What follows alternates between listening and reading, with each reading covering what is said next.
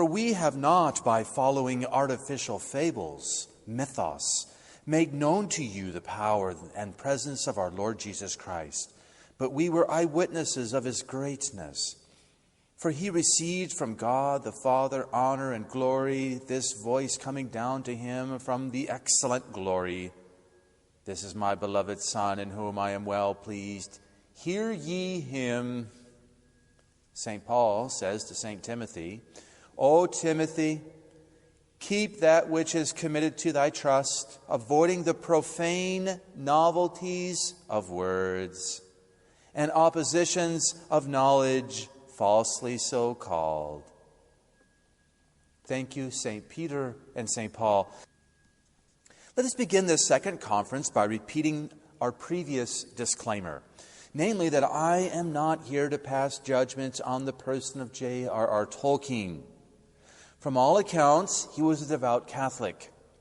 But all of us can pass judgment on his works and their effects and their fruits.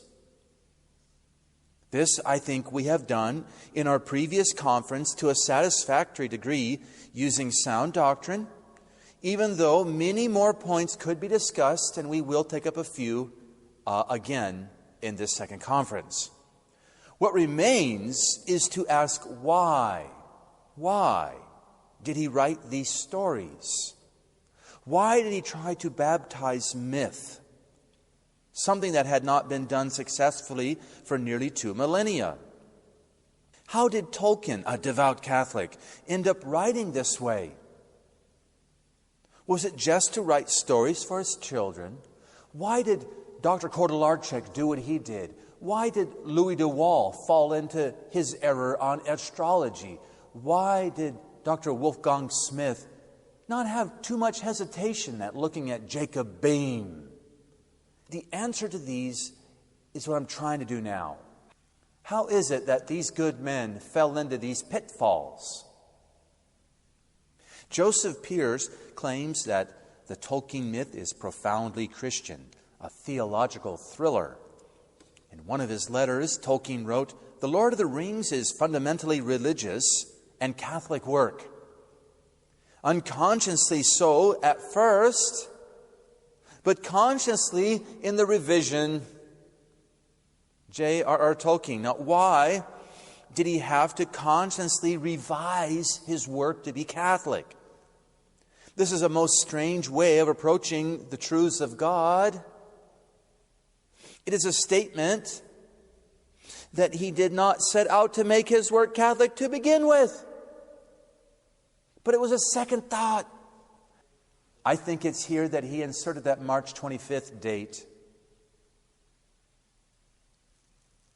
Now, before we attempt to answer why he wrote this way, I would like to address a problem that is very much present in the membership of the Holy Church today, namely that of looking only at what is good in things while ignoring the evil or the error. Traditionally, the Church not only points out what is true and good, but also what is false, what is erroneous, and what is evil, what is to be avoided. In dealing with the outbreak of the revolution that is still with us today, the revolution that really began with the Renaissance, the Council of Trent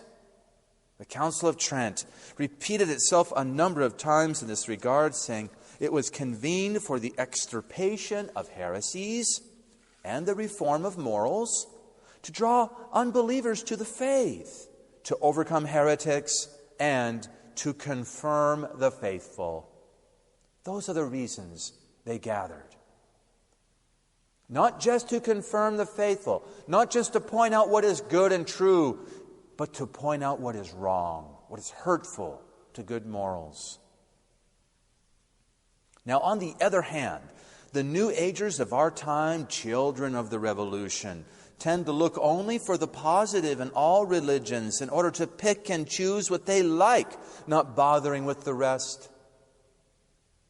Seeking higher planes of knowledge and consciousness, thinking that all religions, as it were, somehow tap in to this higher consciousness. Thus, they will praise our Lord and King Jesus Christ for some of his sayings, while passing over those that mention hell sin and require conversion of heart, that require chastity.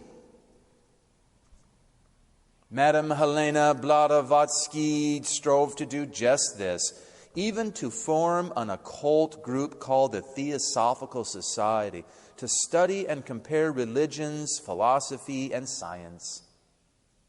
By the way, she was the one who brought back the works of Meister Eckhart. Thus, it is a kind of New Age mentality to examine works of men like Tolkien and Lewis, highlighting what is perceived as true and good while passing over what is erroneous.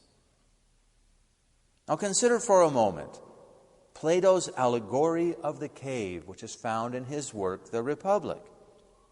In this allegory, there are some people in a cave, and they're chained from childhood in a fixed position, such that they could not leave or move around much. All they could see was a sort of screen upon which shadows were cast of things passing by due to the light of a fire that was hidden from the viewers. The people casting the shadows were carrying all kinds of things to and fro, such that they projected many different sorts of images. These same people also talked and carried on conversations as they passed by, while the viewers heard only echoes bouncing off the walls. Seemingly, these echoes were giving life to the shadows, or giving them voices. Using their reason, the chained observers discussed these things, trying to figure out what it all meant. They named the figures and developed elaborate ideas concerning them, and theories were produced. At some point, however, one of these observers was released and shown what was really happening. He was then taken from the cave into the outside world, into the open air and the sunlight. He saw many things clearly and realized how wrong his previous ideas had been. Going back into the cave, he tried and tried to convince his fellow prisoners, like a missionary, what was really true. That they were only seeing shadows. They all rejected the truth of which he was trying to convince them. They ridiculed him and even wanted to put him to death. Now, this allegory easily applies to our times. As Catholics, we have the fullness of the faith, meaning that we have the benefit of being outside the cave, in the open sunlight of God's revelation. Furthermore, we are not chained to worldly ways of thinking as are others. We have the ability to look at the world using our faith under the guidance of the Church's teaching, along with her fathers and doctors. Do we appreciate this great supernatural gift we have? Let's use it. But on the other hand, those of the world unwilling to embrace God's revelation become very attached or chained to their own limited theories and ideas. Being locked into this world, suffering from the effects of original sin, which includes things like obstinacy and darkening of the intellect, they cannot help themselves in presenting everything they think and theorize about as being true, when in reality they only have little bits of information to go from, and it's a very skewed perspective.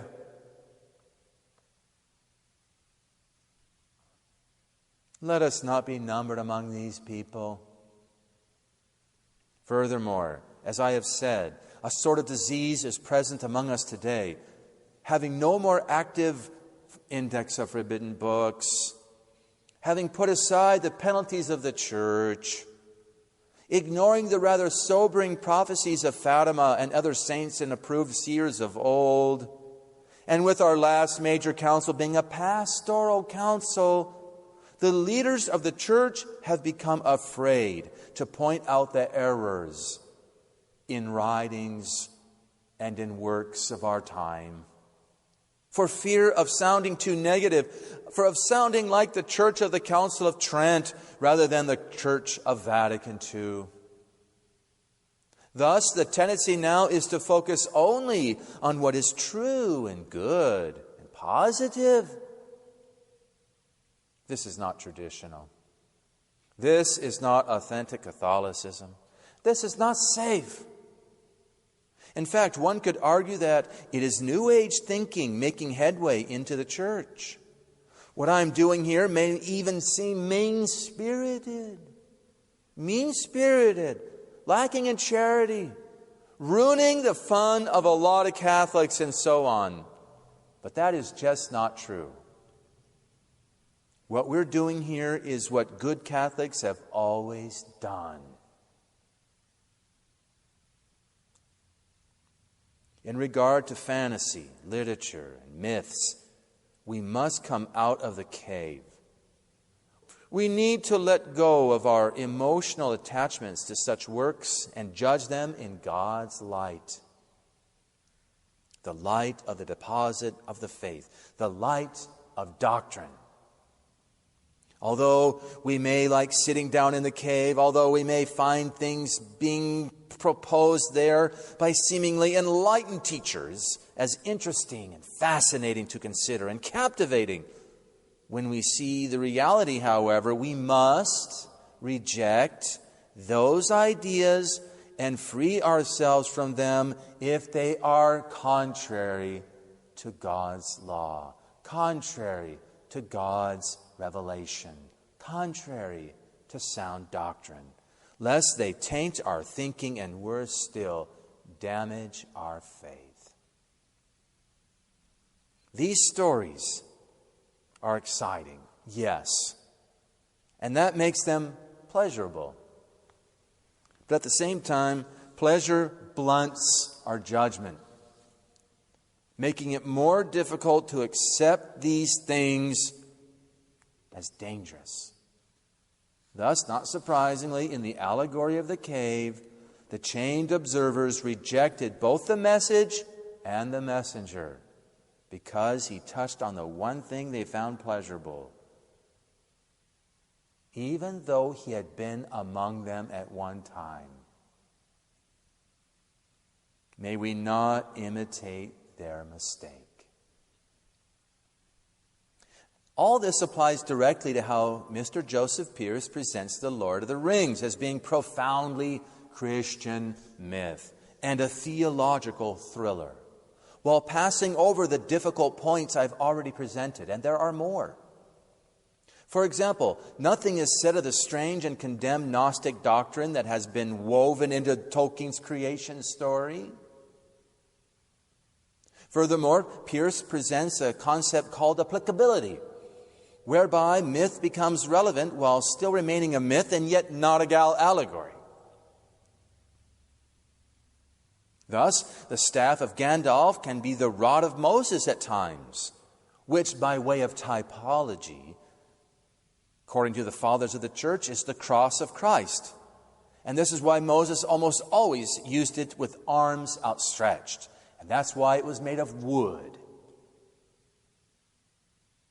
But when we see the staff of Gandalf shattered before the Balrog, it is no longer applicable as the staff of Moses. Because why? Because the cross remains firm. It does not break. It is never to be moved. The staff of Moses was never broken, but was placed inside the ark. This alone shows that this notion of applicability is nothing but a recipe for relativism, subjectivism, with each person determining what is or is not applicable to him. Objectivity is lost. This is just how New Agers behave, taking what they find applicable to their life today and not worrying about the rest. And surely this is precisely one of the main reasons Tolkien's works are so popular at this time. They fit in with today's relativistic thinking. Everyone can read these works and make of the symbolism what they want, while rejecting the rest without any remorse. After all, it's only a fantasy. It's just a myth. And we're free to make of it what we like. It is an established fact that George Lucas, the famous George Lucas, the producer of Star Wars, is a New Ager. That is, someone who followed occult spirituality and is looking for the new age to come. In his movie Willow, for example, the main actor had to learn that the power to perform magic resided in himself, in his own hands and fingers, as it were. It's a clear sign of the new age. You're a god. You just need to discover it. Although Lucas was born and raised in a Methodist family, the religious and mythical themes in Star Wars were inspired by his interest in the writings of a mythologist, a philosopher of mythology named Joseph Campbell. As a result, Lucas would eventually come to identify strongly with Eastern religious philosophies he studied and incorporated into his films, which philosophies were a major inspiration for the Force. Eventually, Lucas identified his religion as Buddhist Methodist. In other words, he was picking and choosing what he liked. Yet, how many well-intentioned Catholics will watch the Star Wars trilogy and see all sorts of good things, even defending the series as being good and promoting virtue? As noted, Lucas relied on Joseph Campbell, who died in 1987, for his own understanding of myth. Campbell was a New Ager, someone operating under occult concepts. Now let us pause here to see if his teaching does not coincide almost exactly with what many like Joseph Pearce are teaching about Tolkien. I'm not making any claim that Mr. Pearce, who I believe is good-hearted and good-willed, you can tell from his presentations that he is. I'm not making any claim that he's a New Ager. I'm making the claim that he too has drank the Kool-Aid of this modern age and is confused. For Joseph Campbell, mythology has a fourfold function within human society. Number one, the metaphysical function, which awakens a sense of awe before the mystery of being. According to Campbell, the absolute mystery of life, what he called transcendent reality, cannot be captured directly in words or images. Symbols and mythic metaphors, on the other hand, point outside themselves and into that reality. Quote, mythical symbols touch and exhilarate centers of life beyond the reach of reason and coercion. The first function of mythology is to reconcile waking consciousness to the mysterium tremendum et fascinans of this universe as it is. End quote. Sound familiar? What did Joseph Pearce say about Tolkien and why he chose the avenue of myth as a preferred literary form? Quote, for Tolkien, myth was the only way that certain transcendent truths could be expressed in intelligible form, end quote. They are almost identical. Second part, Joseph Campbell. Second reason, the cosmological function, which explains the shape of the universe. Does this sound familiar? Tolkien did this in his Silmarillion. Third function, the sociological function, which validates and supports the existing social order. Although Joseph Pearce points out that the Tolkien myth was about an idealized England under the rule of a king, the reader nevertheless may read into Tolkien's works the evils of Nazism and communism very easily, as well as matters touching on ecology and over-industrialization of our times. Sociological function, very present in the Lord of the Rings. Number 4, the pedagogical function. Guides the individual through the stages of life, serving as a guide. Ethics, virtue, Mr. Pierce goes on for some time about the virtues on display in The Hobbit as well as The Lord of the Rings. They are almost identical, the views of these two men. Campbell also believed that if myths are to fulfill their vital functions in our modern world, they must continually transform and evolve, because the older mythologies, untransformed, simply do not address the realities of contemporary life, particularly with regard to the changing cosmological and sociological realities of each new era. In this, we see once again how dangerous is the use of myth. It is mush. It serves to support the current ways of thinking, evolution, Big Bang cosmology, progress, a concern for the ecology. No wonder these stories just keep resurfacing in new ways. It is clear to me that Tolkien is hardly distinguishable from Campbell. Yet there is much more.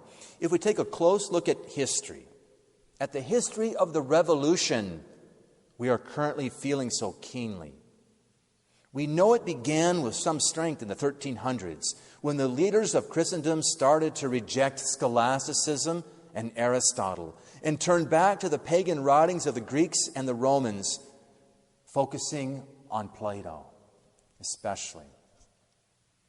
Unfortunately, this movement has been mislabeled as the Renaissance, a rebirth. G.K. Chesterton rightly says it was a death, not a birth.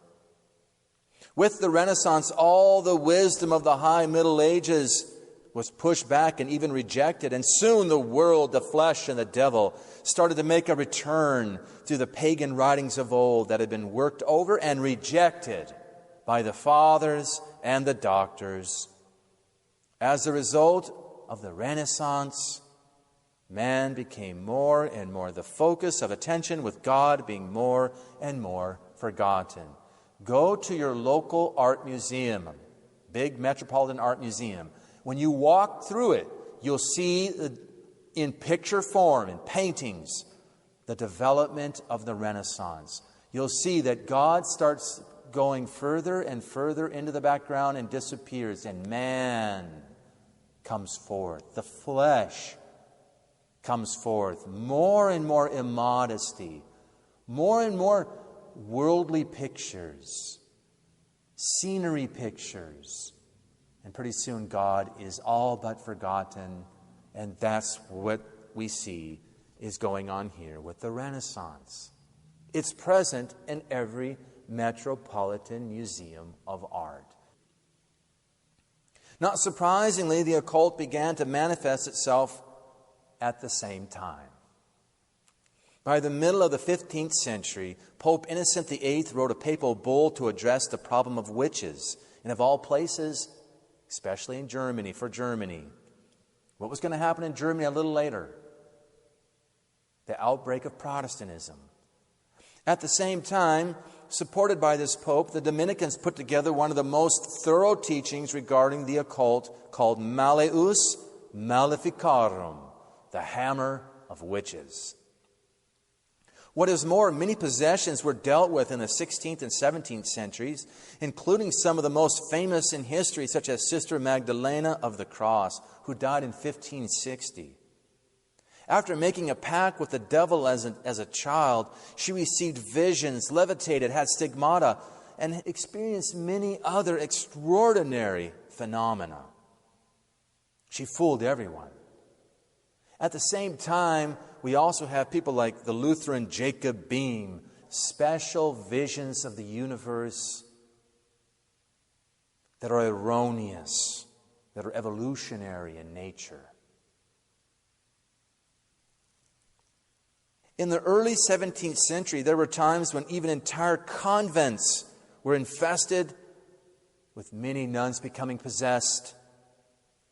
By the middle of the 19th century, the occult entered a time of revival and almost complete acceptance, most notably after Napoleon went to Egypt. A little later on, the French seminarian Alphonse Louis apostatized from the Saint-Sulpice Seminary in Paris in the 1840s to become an occultist, converting his name Alphonse to Eliphaz and Louis to Levi. Eliphaz Levi. He researched the occult in great depth and detail, gathering all he could find into several volumes that went through multiple printings. These volumes were greatly studied and used by people like Madame Helena Blavatsky and Aleister Crowley and those like them. They were their reference works. As a result, the occult became popular and entered into the modern culture. Rock and roll has heavily depended on the occult sources for its success. At the same time Eliphas Levi was writing, there were many other manifestations of the occult taking place in America. For example, Andrew Jackson Davis, also known as the Poughkeepsie Seer, often fell into fits of ecstasy and spoke of planets and life on other worlds. He was only 21, folks. He also saw how the universe began with an explosion. In other words, with a big bang, 70 years before Father Lemaitre proposed this as a possibility. Edgar Allan Poe was there to record many of Davis's false visions, and he would use them in his own strange works. Edgar Allan Poe wrote his own work called Eureka, in which he gave forth a cosmology, which was later studied by many astronomers. Once again, it talked about the Big Bang. Arthur Eddington defended the work, one of the most famous astronomers of the 20th century. Davis dictated several volumes, among them Principles of Nature, wherein he set forth a creation myth. Quote, "In the beginning, the universe was one boundless, undefinable, and unimaginable ocean of liquid fire." End quote. He went on to describe the making of the great universe and all its spiritual dimensions, of which life on earth was just one, fire. He liked fire. The world began with fire. That's totally opposite of how God created this world. It says that everything came from water in the book of Genesis. Interesting. Who knows about fire? Who knows about liquid fire? Who knows about oceans of fire? The devil. It's where he lives.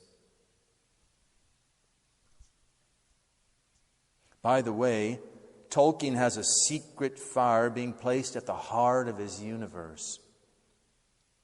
And it shows up all over. It shows up because Gandalf's ring taps into the secret fire. There's fiery letters on the one ring, and the letters are revealed through fire. And the ring is destroyed only in the fires of Mount Doom, where it was forged.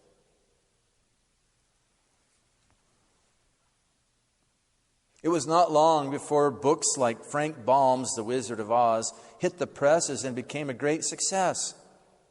This, by the way, is one of the places where the public is programmed that there is good magic and bad magic, good witches and bad witches.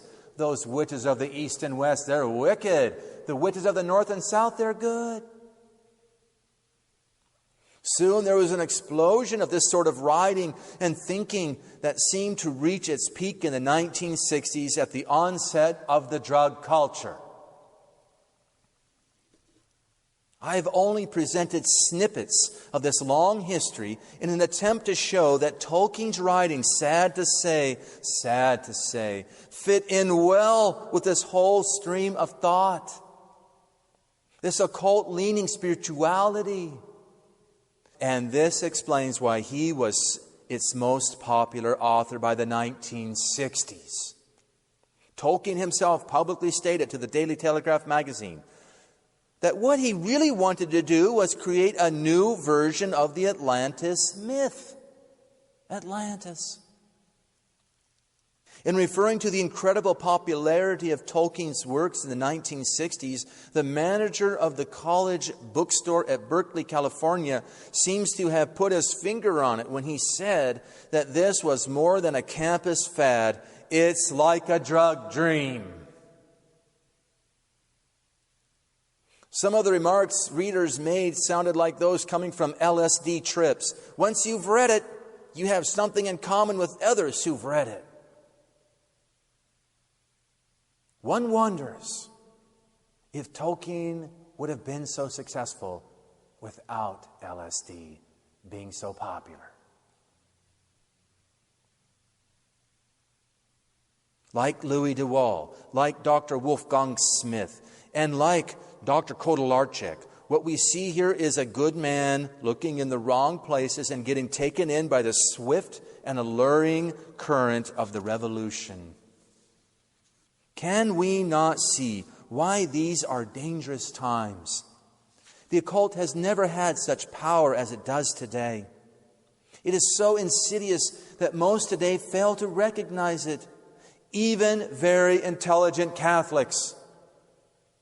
How right was a Carmelite blessed in saying the devil is like the wind, he can get in through the tiniest cracks. To see this in yet another way, consider the basic theme of the Renaissance is that the humanistic, naturalistic, pagan works of ancient times led man out of the trouble in which he had found himself in the 13th century. This backwards sort of thinking is mirrored in the works of Tolkien. Some examples.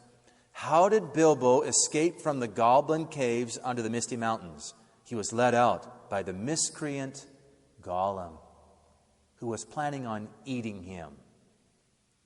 How did Gandalf make it out of the deep pit into which he and the Balrog fell in the mines of Moria? The Balrog led him out. Otherwise, he openly admits he would not have known how to escape. What happens at the climax of The Lord of the Rings when Frodo makes it to Mount Doom to destroy the ring? He cannot do it.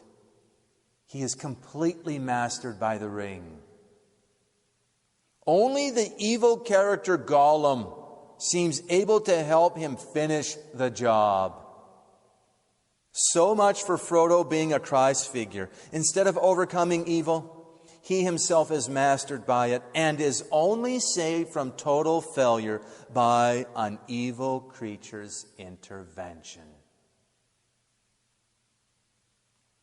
These recurring themes are not the same as God bringing good out of evil, but rather dark forces and dark characters saving the day.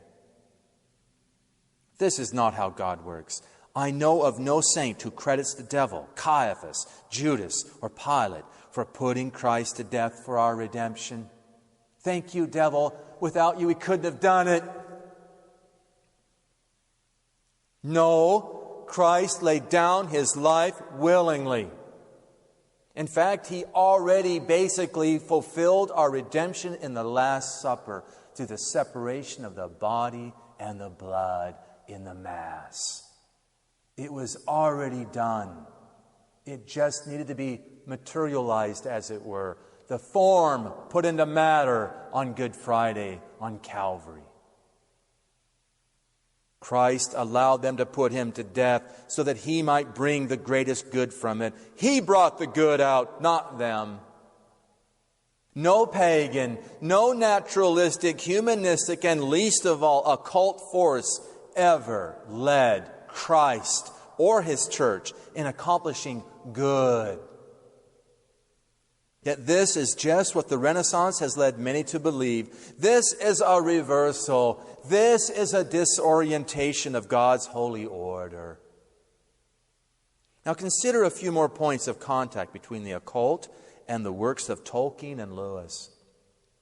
According to Theosophy, the devil and his companion angels were really just solar angels. Those advanced beings who Theosophy claimed descended, thus the fall, from Venus to Earth, aeons ago, to bring the principle of mind, a spark of intelligence, as it were, to what was then only animal man. They came to aid the evolutionary process along. In the theosophical perspective, the descent of these solar angels was not a fall into sin or disgrace, but rather an act of great sacrifice, as is suggested by the name Lucifer, which means light bearer. He had the spark of the mind that He gave to man. They came down to be with man and to help him evolve, these solar angels. Not surprisingly, these occult followers pick and choose from Scripture passages as well as traditional works that they like to help them make their case. Now, turning to Tolkien. In the first section of his Silmarillion, the one God first created the Ainur, a group of eternal spirits or demiurges called the offspring of His thought. That's pure Gnosticism, folks. Offspring of His thought.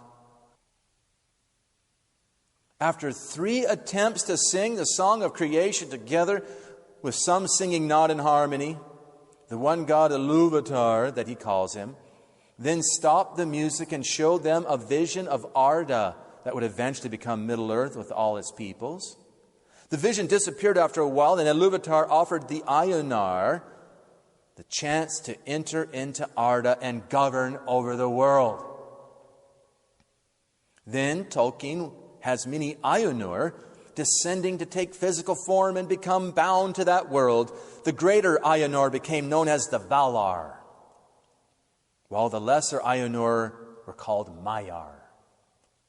The Valar attempted to prepare the world for the coming inhabitants of elves and men, while Melkor, the one who didn't sing in harmony, one of the most powerful Ainur, who wanted Arda for himself, repeatedly destroyed their work. And this went on for thousands of years until through waves of destruction and creation, the world took shape.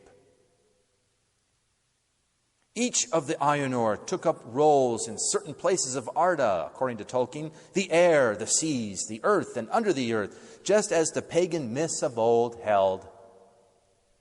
Can we not see here the great similarity with the occult doctrines? Higher powers descending, making a sacrifice, as it were, to be among men and elves in order to help them come into existence. It is significant that Tolkien has also identified them under male and female genders, which again the occult likes to do. As they like to give heavens and earth sexual identities and all their demiurges genders. Of note also is how close this is to animism, which is the belief in the supernatural powers that organize and animate the parts of the material universe. Now, church doctrine tells us all this is erroneous. And to be rejected, we know for certain God created the universe and all its parts immediately. We've already talked about that. Immediately. No mediation. No demiurges. No angelic mediation. Also of notice how close these ideas are to the pagan myths. Tolkien has his Manwë, the Valar of the air, the greatest of the Valar, living and holding a court on top of the highest mountain of Arda. Ulmo and Lorien and Aule and many others. Hello?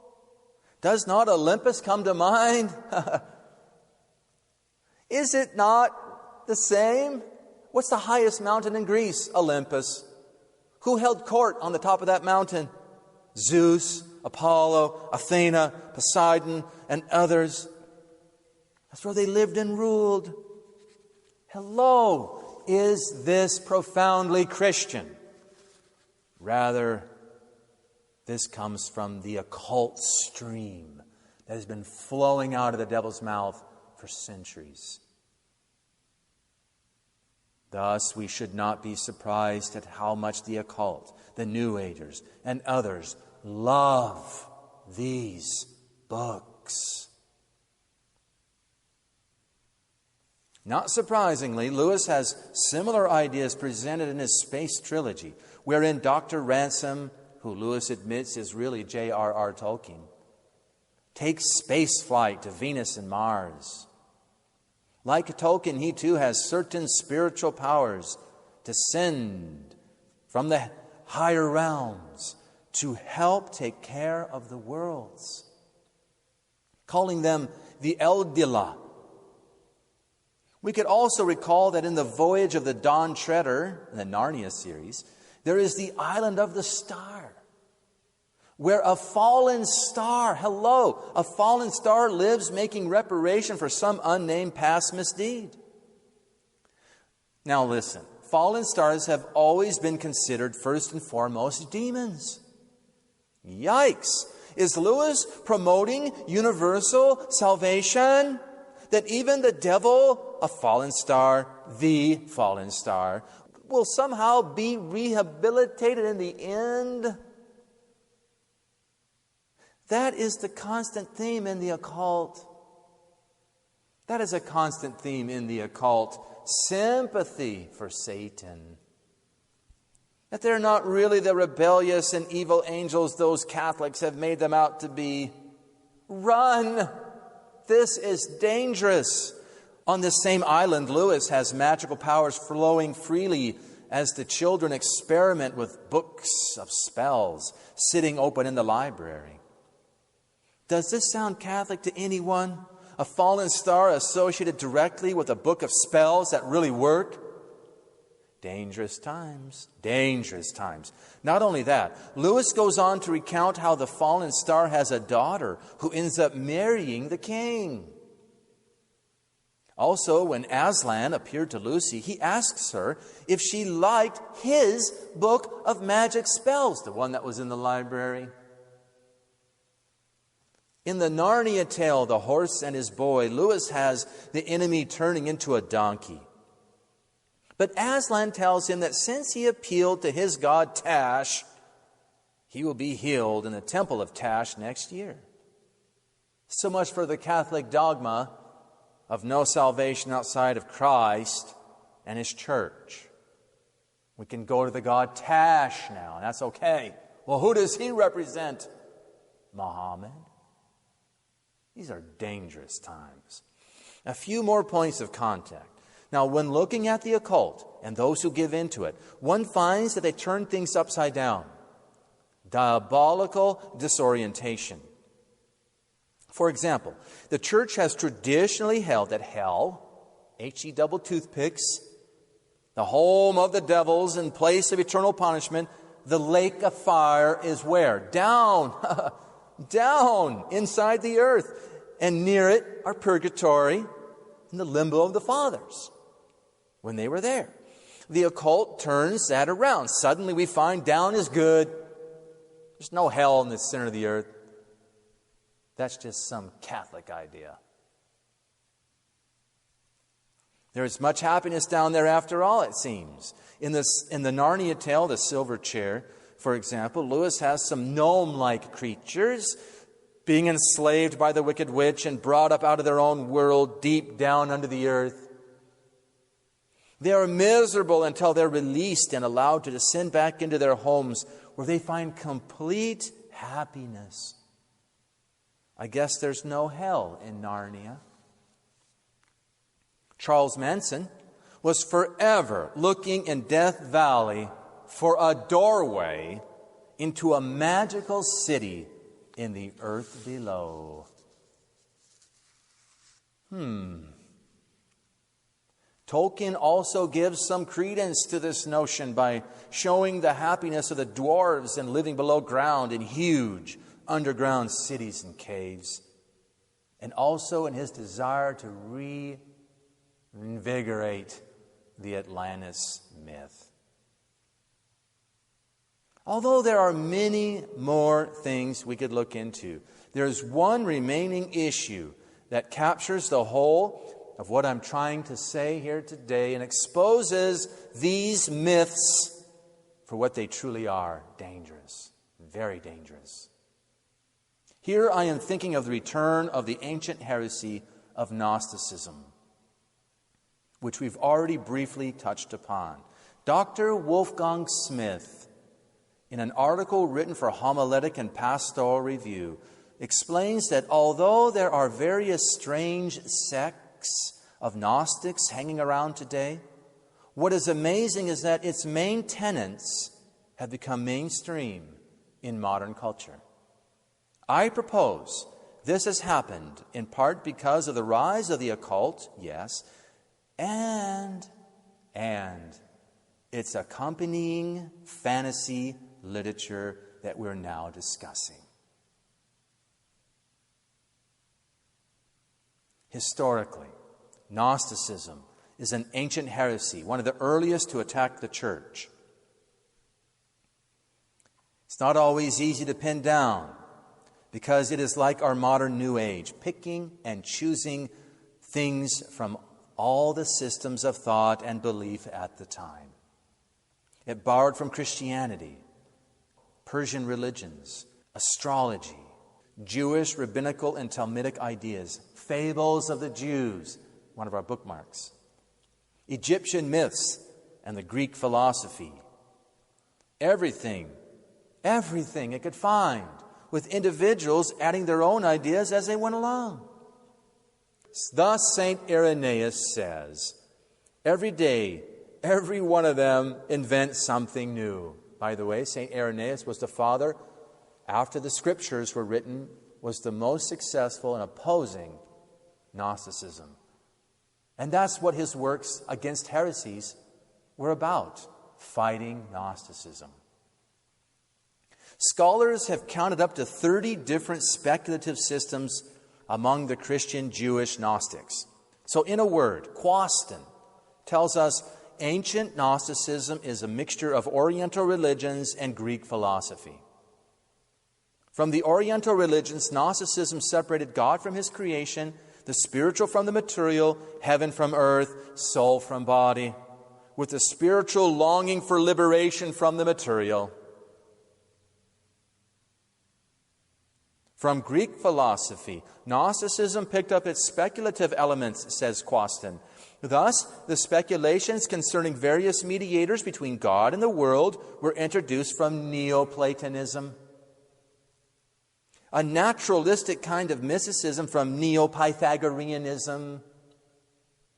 And the appreciation of the individual and his ethical task from Neo-Stoicism. So says Quaston, don't worry about the Pythagoreanism, Platonism, and Stoicism so much. Just recognize that these are the elements that an expert on Gnosticism is telling us that they possessed. And they came from Greek philosophy. Now, reflecting on these ancient forms of Gnosticism, Dr. Smith explains that it has indeed returned and displayed three main doctrinal characteristics. Number one, the Gnostic devaluation of the cosmos. Number two, liberation through some form of mystic flight. Mystic flight. Number three, the need of special knowledge, gnosis, to carry out this flight. Okay. With these, we can see how Tolkien's myth is very much in keeping with Gnosticism, as well as how this old heresy has returned in this moment of history. Let's spend the rest of our time looking into these three factors to see how this is true. We're living in a time when pseudoscience has risen to power, forcing itself upon us. It seems nearly every scientist today must promote the various pseudo-systems that are steadily being proved wrong, by the way, if that scientist is to keep his job. They will be expelled if they do not promote the company line. Copernicanism, Einstein's relativity, Darwinism, Big Bang cosmology, and so on. This pattern is most clearly seen with Darwinian evolution, which is nothing but an ideological postulate masquerading in scientific garb. It is a philosophy, not science. It is of belief, not observation. In any case, all of these systems, taken alone or taken together, lead to a rather dim view of our cosmos. We have been falsely taught from childhood how we are completely accidental, not special. Coming from a speck that blew up, all is relative. Yuck! Who wants to grow up in such a meaningless place? Then we're told how we came to be from another speck. We became alive and living from this one speck, a single-cell amoeba. And after ages and ages of painful mutations, death, and disease, we humans finally arrived on the scene. Yuck! Who takes delight in being part of such a process of death and decay and mutation? Can we not see here the devaluation of God's cosmos? This devaluation is also present in Tolkien's myth, in that Melkor is allowed to sow his seeds of disharmony and wreck the world. Tolkien explains in the Silmarillion how Melkor, who wanted Arda for himself, repeatedly destroyed the work of the good Valar. And this went on for thousands of years, through waves of destruction and creation, until finally Middle-earth took shape. Does this sound like God's creation? That was perfect at the start. Perfect! All through the Lord of the Rings, there's a certain sense of doom hanging over the book. How Rivendell and Lothlorien are the only places of safe harbor left, and even they are fading. Recall how even after the one evil ring is finally destroyed, these places continue to fade. And all the trouble Frodo went through and experienced could not be overcome as long as he remained in Middle-earth, no matter how hard he tried. His sleep was constantly disturbed. What is the logical conclusion of this devaluation of the cosmos? Take flight. Since man is stuck in this world, stuck with the status quo or the material reality we have to deal with, the only way out is a mystic journey. Have you ever read this short story, The Secret Life of Walter Mitty? He is frustrated with his miserable life and overburdened marriage, and off he goes on some incredible mystic flights of heroism. But there is more here than just escapism, because this is also tied in with the occult. The devil wants to help you out. He wants to help you have that mystic flight. Here's some examples. 39 members of a New Age group called Heaven's Gate committed mass suicide on March 26, 1997, believing, according to the teachings of their cult, that through their suicides they were, quote, exiting their human vessels, end quote, so that their souls could go on a journey aboard a spaceship they believed to be following Comet Halley-Bopp. They wanted to exit their bodies. Material reality was too much to bear. Take flight. Mystic flight. From 1994 to 1997, the members of the Order of the Solar Temple began a series of mass suicides, which led to something like 74 deaths. Farewell letters were left by members stating that they believed their deaths would be an escape from the hypocrisies and oppressions of this world. They believed by their suicide they were moving on to the star Sirius. Mystic flight. We know Jim Jones took 1,000 people in such a flight, escaping the capitalists, the oppressors. Revolutionary suicide, and they would meet again in another place, he promised them. Today we have the rapture being very popular among the Protestants. We're going to rapture out of this situation. Mystic flight. I remember listening to NPR when I was attending college back in the 1980s. One of the times I listened to this, there was a man from California who was interviewed who claimed he could produce lucid dreams and enter into them. Mystic flight. Many others on the NPR program at that time, I remember, spoke of their out-of-body experiences. Mystic flight. Although Tolkien rightly deplores suicide as a form of mystic flight, as is clearly seen in his character Denethor, he nevertheless presents this element of modern Gnosticism. In The Lord of the Rings, Frodo, Elrond, Galadriel, Gandalf, and others all had to take flight from the world like so many before them. They had to leave Middle-earth and find peace someplace in the west over the seas. They could not conquer but fled. Notice, by the way, the direction they went, west. The opposite of what Catholics have always considered the holy direction. Anton LaVey, in his directions on setting up altars for satanic worship, directed that they should always face west, not east. Clearly, these books capture what is going on in the world at this present moment, rather than God's holy and timeless truths.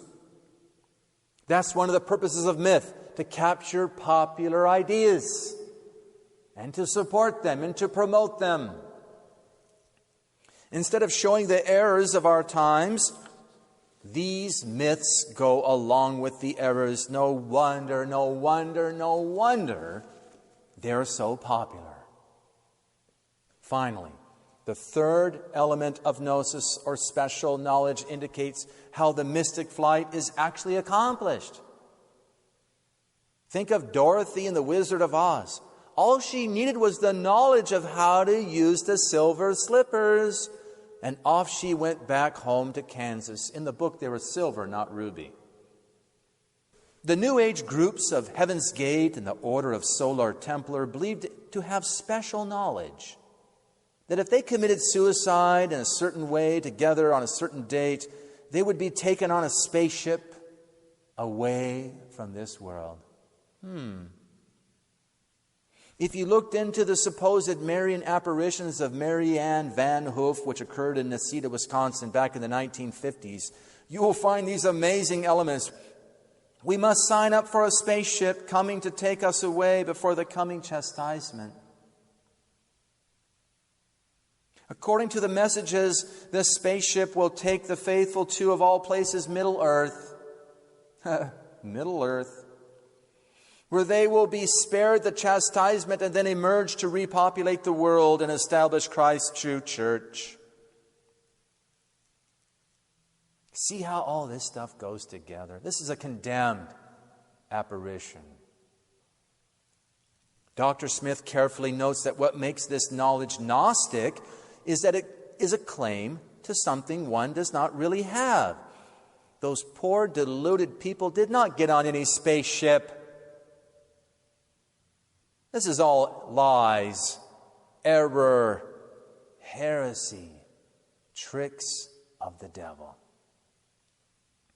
It is no secret that there is all kinds of special knowledge in and around the Tolkien myth. Elrond and Gandalf and other enlightened ones are always speaking of esoteric things, having secret knowledge, secret and hidden rings on their fingers, secret fires, and so on. And this knowledge is what enables them to do their difficult tasks and in the end to take their final mystic journey into the West, leaving behind troubled Middle-earth.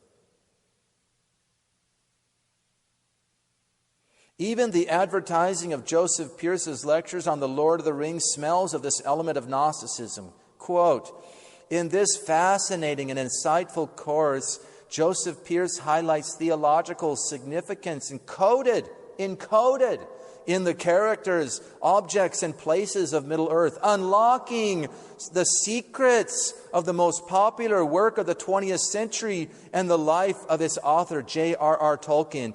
End quote. Encoded, unlocking secrets. I thought this myth was supposed to be a purveyor of transcendental truth. Why is it secret? Why does it need to be uncoded?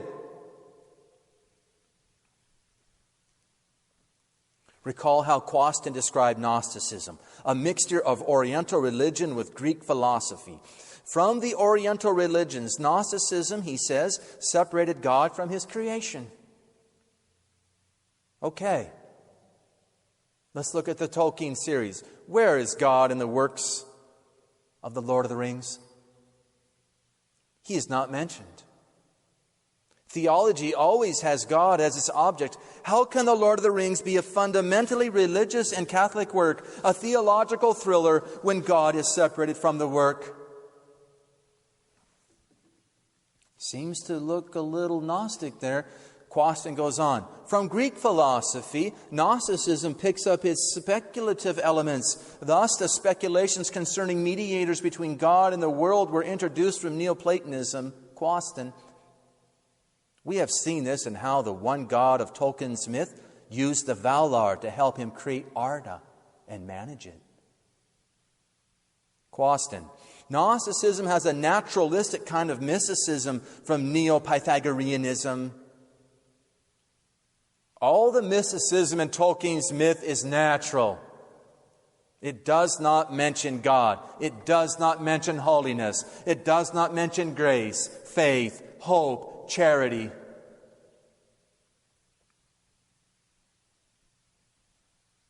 Quaston. Gnosticism provides the appreciation of the individual and his ethical task from Neo-Stoicism. Much is made of the virtues of the hobbits and Aragorn, Gandalf, and so on by Mr. Pierce. Yet all of their actions are of a natural virtue. Nothing supernatural here. Again, no faith, no hope, or charity is mentioned. No wonder Frodo was overcome by the ring. He did not have any supernatural help from within. Only the evil Gollum could help him from without. I propose to you that these works are truly neo-Gnostic, even to the very core, and are not safe to read. They are well liked, not only because, as fantasy, they provide a sort of mystic flight in these times that are trying and troubling, but also because many today so easily identify with the story and what has become a very Gnostic moment in the world. We're swimming in it. I would like to end this conference with an appeal to use our holy faith. We do not need to be looking outside of our holy church and true religion for things to captivate our imagination and encourage us. In the lives of the saints, we find more wonders than can be grasped in a lifetime. We find saints flying up to heaven in true mystical flights of God, whether it be in a fiery chariot of Saint Elias, or the levitations of Saint Joseph Cupertino, or the raptures of Saint Teresa of Jesus. We have saints like Lydwin of Schiedam, falling down on the ice at 15, only to lie on her bed, never to rise again, paralyzed for 38 years, not eating, sleeping, or drinking hardly anything.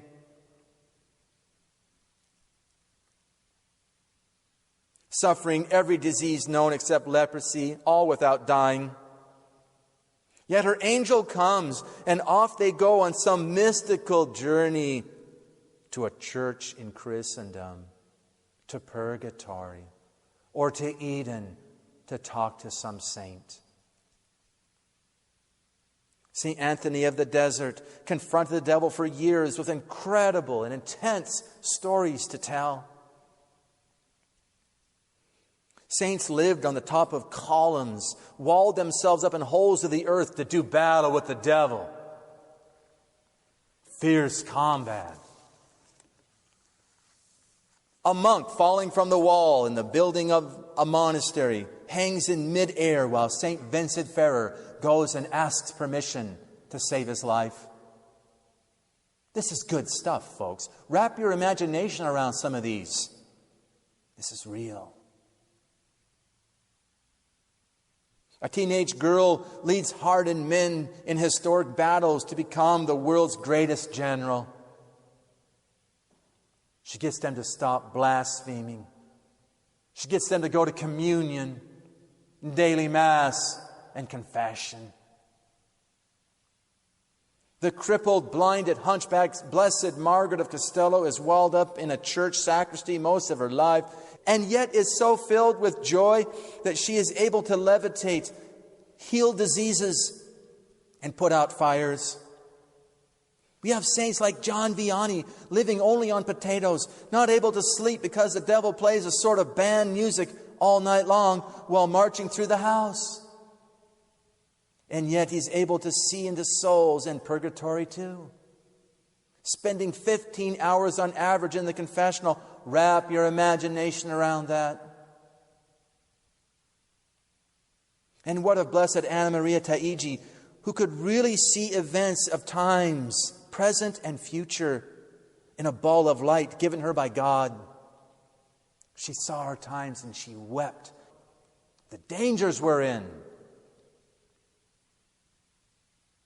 A ball of fire descended from heaven into the heart of St. Philip Neri, breaking 3 of his ribs, and he was on fire with the love of God ever since. Wrap your imagination around these things. They're real. These are only a handful of the wonders found in the lives of the saints. By reading and studying them, we're not making any claim on knowledge we do not have, but rather what has been given to us. We are listening to our King, the beloved Son of the Father, through His saints. With this true knowledge from God, this true word, our faith, our hope, our charity are greatly strengthened. And maybe this is why so few go this path. When reading the lives of the saints, there is grace present. There's always a grace available when you're reading the life of a saint. This is why Edith Stein converted in reading the life of St. Teresa of Jesus. Because we're confronted with outstanding examples of holiness, of Christian holiness, of Catholic holiness, of people who are real and are still available to us even now. They live on in heaven. People who sought to make their own lives an incarnation of the one Word of God instead of their own word. They no longer wanted to live, but wanted Christ to live in them. They didn't want to make a new Word made flesh. They wanted the one Word to be made flesh through them again. Through these saints, we see how the gospel is lived in time and space. And that means we are not free to make of their lives what we want, as so many do with the fantasy literature. No wonder why few read them. They're afraid. Oh my goodness, I've got to do that too, somehow. Instead, we are shamed when we read these lives. We're shamed in our pettiness, in our pusillanimity, littleness of soul, seeing ever more the need to detach from all that is worldly, all that is of the flesh, all that is of the devil. We're confronted with the need for conversion in our whole life, not in just what we find applicable. Yikes! Not so with the Lord of the Rings and other myths, not so, for they do not promote the gospel, but rather are productions of an extravagant imagination, of strange and occult words, thereby allowing the reader to freely pick and choose from these heresy-ridden fantasies what they like and to reject the rest. In such works, not being of the Word of God made flesh, there is no compelling grace to live out the gospel of Jesus Christ, our Lord and King. And this is why 150 million can read these myths and not worry about becoming Catholic.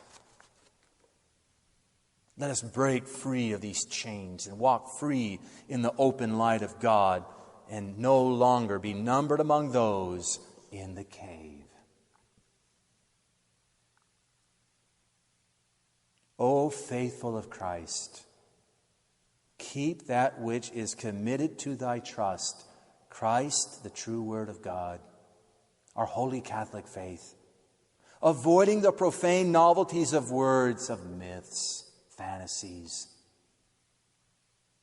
and oppositions of knowledge falsely so called, of Gnosticism.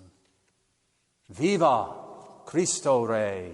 In the name of the Father, and of the Son, and of the Holy Ghost. Amen.